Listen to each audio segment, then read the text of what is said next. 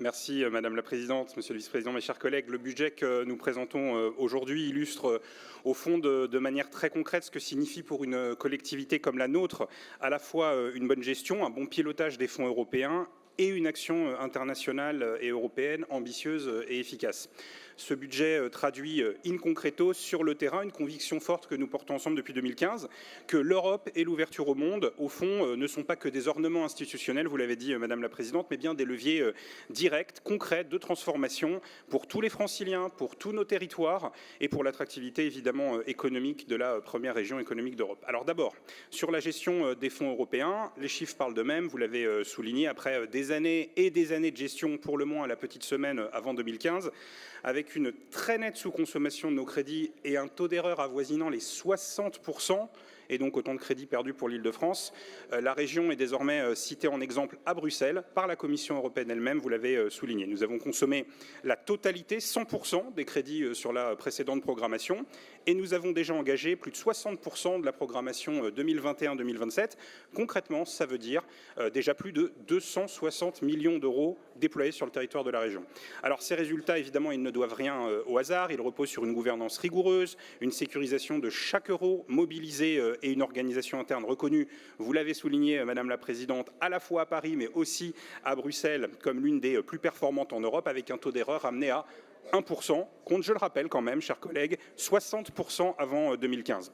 Avec cette gestion exemplaire, nous recevons et nous obtenons même des financements additionnels, près de 20 millions d'euros supplémentaires, pour soutenir la transition énergétique, les transports, la région des 20 minutes, et des projets finalement très structurants pour nos entreprises, nos pôles d'excellence, nos laboratoires, et j'en passe. Au-delà des chiffres, les résultats sont palpables, très concrets pour les Franciliens. Je ne veux pas vous noyer d'acronymes en cette matinée, chers collègues, mais je vous partage quelques illustrants de notre action. Avec le FSE+, nous soutenons l'insertion, la formation, l'entrepreneuriat, des exemples. Le permis de conduire pour les jeunes, c'est 20 millions d'euros. Le fonds de garantie bancaire, c'est 5 millions d'euros. La création d'entreprises, c'est 50 millions d'euros. Mais évidemment aussi, et le vice-président l'a souligné, la lutte contre le décrochage scolaire, le financement des formations qualifiantes et d'innombrables actions d'accompagnement vers l'emploi.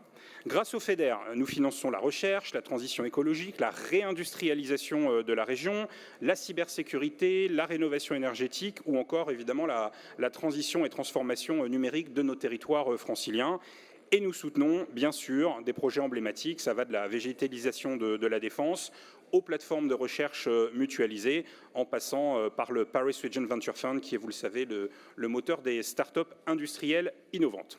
Alors, si on se projette sur l'année à venir, 2026, les crédits inscrits dans le budget que nous présentons permettront d'accélérer et d'accroître le soutien à l'innovation, aux PME, à la transition écologique, aux talents et compétences, mais aussi de déployer de nouvelles priorités issues de l'examen de mi-parcours, le logement abordable, la santé des femmes et aussi la formation aux métiers technologiques dits stratégiques en soutien à notre souveraineté francilienne. Alors bien sûr, cette grande ouverture européenne va de pair avec notre action internationale, le vice-président l'a dit, qui prend chaque année davantage d'ampleur et de cohérence stratégique.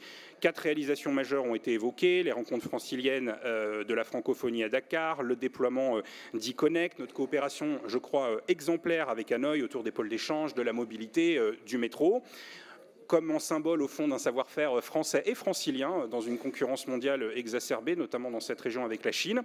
Et puis bien sûr notre engagement auprès de l'Ukraine avec les projets Kalinka et ReBridge qui accompagnent évidemment la reconstruction du pays et notamment la jeunesse. Alors voilà pour 2025, une année chargée, mais on ne s'arrête pas là évidemment. 2026 qui sera une année aussi d'innovation et de développement économique avec les grands partenaires stratégiques de la région. Le vice-président a évoqué le Grand Séoul, l'État de Bangalore, le fameux Karnataka, la province du Québec, le Cap occidental en Afrique du Sud, le Japon avec la province du Kansai, avec notamment une grande coopération sur l'hydrogène et l'agritech dans le cadre de ces nouvelles coopérations avec l'Asie.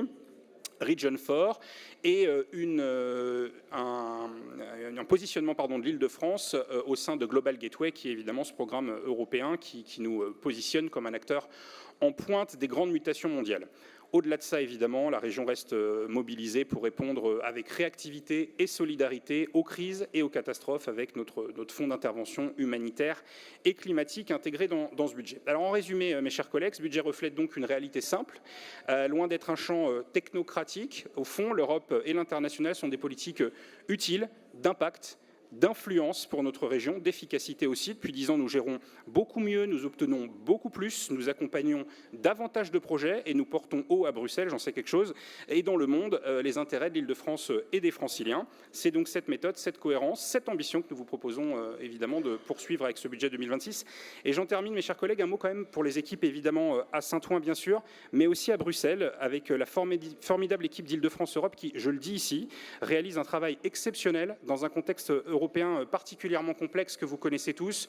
Nouvelle Commission européenne, négociation du nouveau cadre financier pluriannuel de l'Union, attaque sur la politique de cohésion et j'en passe. Et je ne pouvais évidemment pas ne pas saluer ici leur engagement et leur grand professionnalisme. Je vous remercie. Merci beaucoup.